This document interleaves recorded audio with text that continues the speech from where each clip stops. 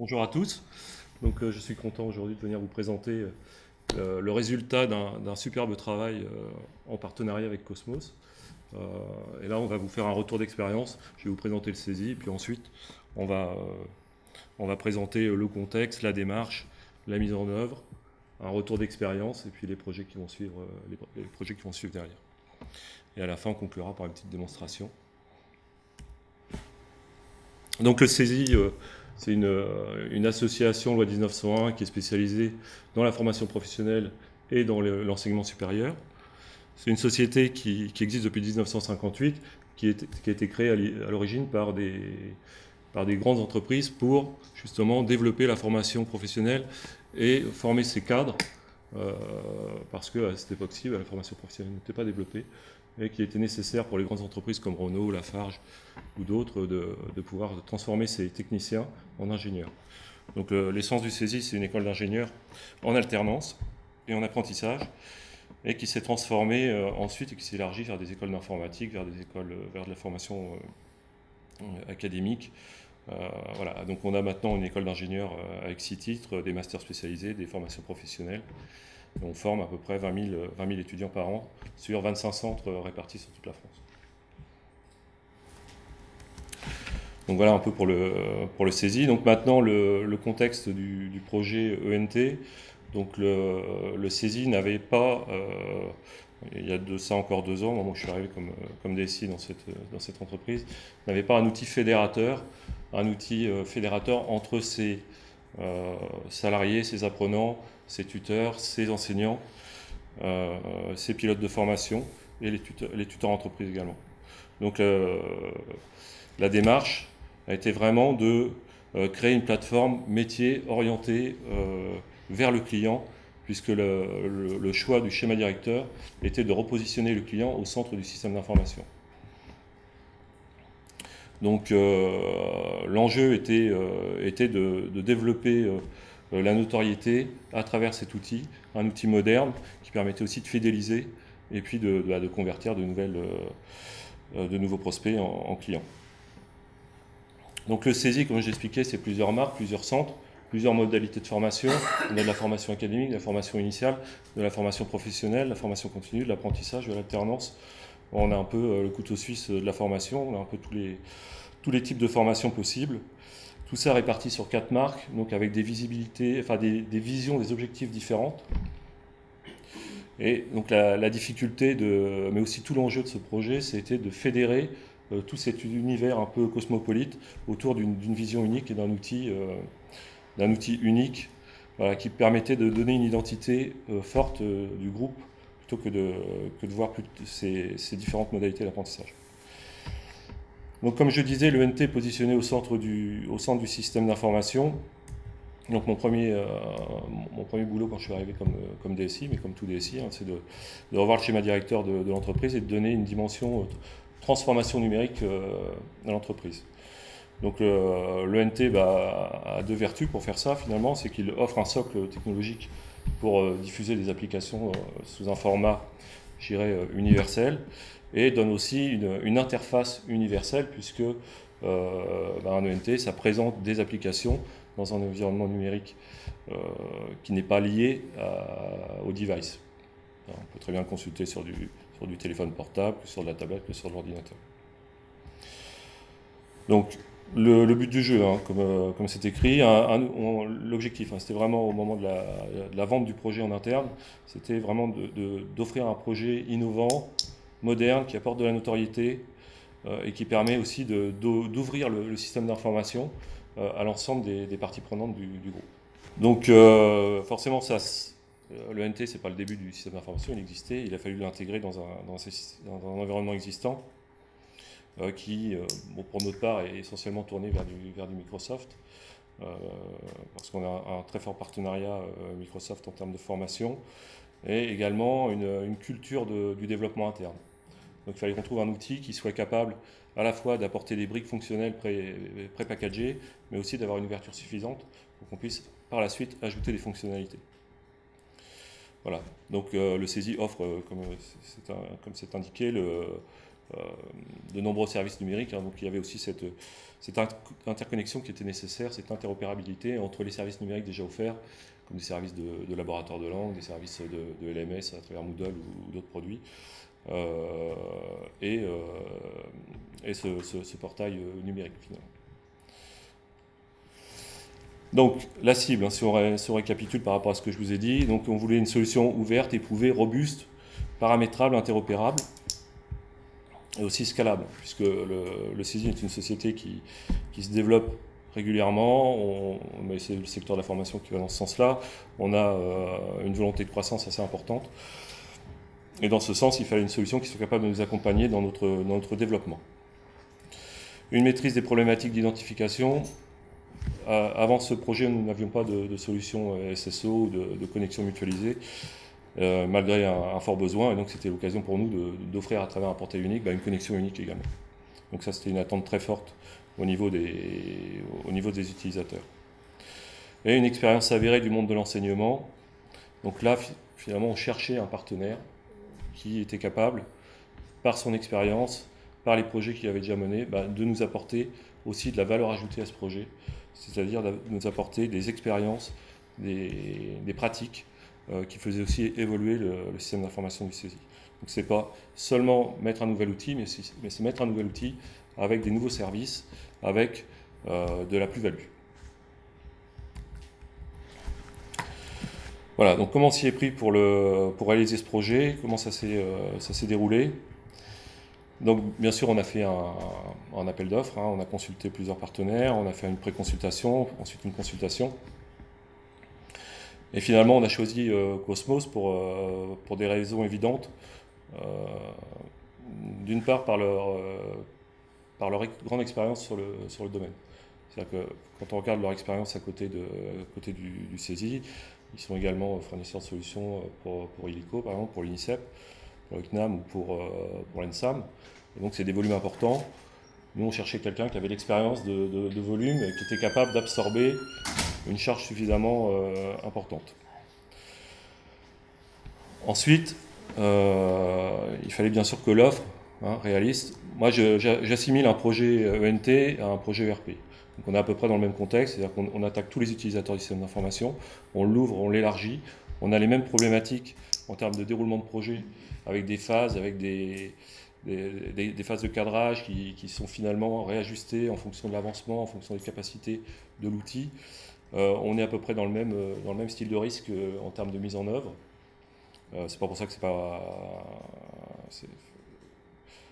Donc il faut garder une vision réaliste du projet, et Cosmos offrait cette vision par leur méthodologie et également par une sensibilité importante quant à la compréhension de notre besoin. Voilà, donc le projet s'est déroulé sur un périmètre temporel assez restreint, puisqu'en 1 an et demi, on a réalisé la conception, la réalisation avec un système de sprint, donc une méthode agile qui apporte ses avantages tout en étant dans un forfait pour sécuriser le budget. L'usage des sprints a permis de faire beaucoup travailler les key users, beaucoup travailler les référents pour justement essayer d'approcher au plus près les fonctionnalités attendues, quitte à se détacher au fur et à mesure des fonctionnalités finalement qui étaient moins valorisantes, et de renforcer les fonctionnalités qui avaient une réelle valeur ajoutée au niveau des utilisateurs. Donc pendant cette réalisation, on a également bien sûr fait évoluer notre système d'information, puisque l'enjeu était là. L'ENT apportait ces nouvelles fonctionnalités.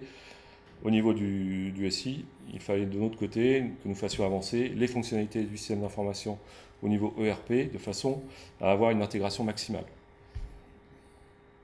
Donc finalement, l'un pousse l'autre dans ses développements et dans l'enrichissement des fonctionnalités. Donc là, on en est à la phase pilote actuellement. Hein, on a déployé sur 6 régions. On a déployé à peu près 1000 utilisateurs.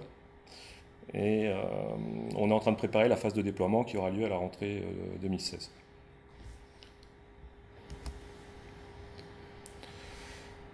Voilà. Donc pour vous décrire un peu la solution mise en œuvre, le cahier des charges était assez simple. Hein. On voulait une solution qui qui n'était pas un portail, mais une application. Donc une application dans le sens où elle doit avoir des fonctionnalités qui sont accessibles et facilement accessibles. On voulait également... Donc on a banni tout ce qui était bandeau clignotant, logo de pub sur les pages. On n'a pas traité du tout l'ergonomie comme un site web, mais plutôt comme une application. C'est pour ça que vous voyez en haut à droite, on le verra tout à l'heure dans une démonstration, que l'interface est très épurée, en flat design, justement pour concentrer l'utilisateur sur les fonctions et pas sur l'apparence. Donc une application responsive, comme je vous disais tout à l'heure, le but du jeu c'était d'avoir une interface universelle sur l'ensemble des devices. Donc à travers cette fonctionnalité de responsive design, on peut adapter l'outil sur du téléphone, sur de la tablette, sur du portable. Une application unique contextualisée, donc ça c'était un fort enjeu pour nous. En fait, on ne voulait pas se retrouver avec une application par utilisateur, parce que déjà à maintenir c'est très lourd. En plus, en termes de cible, on voulait absolument donner une image uniforme du saisie. Et donc, on a fait le choix de partir sur une application, comment dirais-je, contextualisée, donc qui gère des profils, qui gère des groupes, qui prend en compte les modalités, les marques, les centres du saisie, tout en offrant une interface homogène, simple à utiliser. Le système SSO, comme je le disais tout à l'heure, nous a permis d'intégrer Office 365 avec la DFS, nous a permis d'intégrer également tout ce qui est LMS, donc Moodle, Cross Knowledge, et d'autres fonctionnalités comme Rosetta Stone pour le laboratoire de langue ou d'autres outils numériques. Le CESI ne disposait pas jusqu'alors d'un système centralisé de communication tourné vers ses apprenants et vers ses entreprises clientes. Et donc le NT nous offre ce support de communication à travers une interface qui est unique mais aussi fédératrice, puisque on concentre sur ces communications les flux Twitter, les flux RSS, toutes les sources de communication. En fait, le NT ne veut pas dire travail supplémentaire en termes d'éditorial ou en termes de communication, mais par contre offre une interface qui est homogène et qui est concentratrice en termes d'information. Et le dernier point qui est important, c'est effectivement l'accès transparent à l'ERP. En mettant le NT en place, finalement, qu'est-ce qu'on fait ? On donne accès à notre ERP aux utilisateurs qui d'habitude n'y ont pas accès, comme les apprenants ou comme les tuteurs entreprises.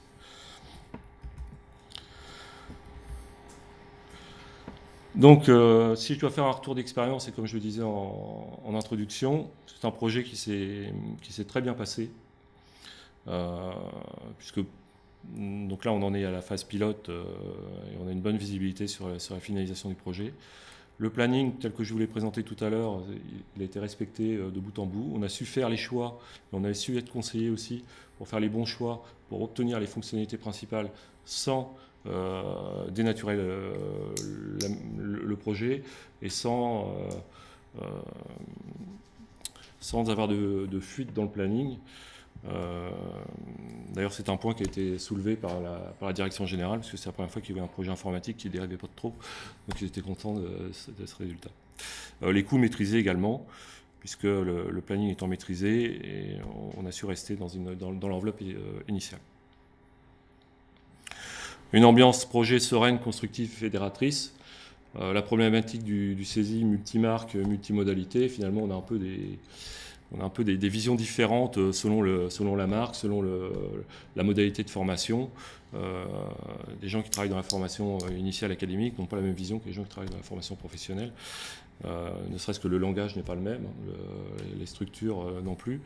Et à travers ce projet, finalement, on a réussi à fédérer les gens autour d'un outil unique. La preuve en est, c'est qu'on a un seul outil pour l'ensemble des structures qu'on peut avoir. Donc, comme je vous le disais, une phase pilote avec 1000 utilisateurs, 6 centres de formation en ligne actuellement.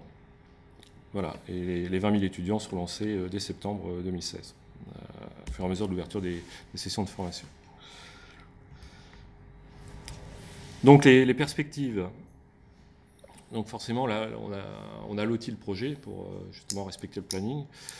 Et on se donne une visibilité à 5-6 ans sur le projet, On sait que là, c'est un investissement fort qu'on a réalisé, qu'il va falloir développer et qui va avoir sa valeur justement autour des fonctionnalités qu'on va être capable de mettre dedans. Et dans ces fonctionnalités, on a l'intégration de la base documentaire, qui est un outil intranet externe à la solution Paravent. Là, l'idée, justement, c'est de rajouter une fonctionnalité qui est très utilisée au niveau des salariés, et donc ça va développer l'usage de l'ENT en intégrant cette fonctionnalité gestion documentaire.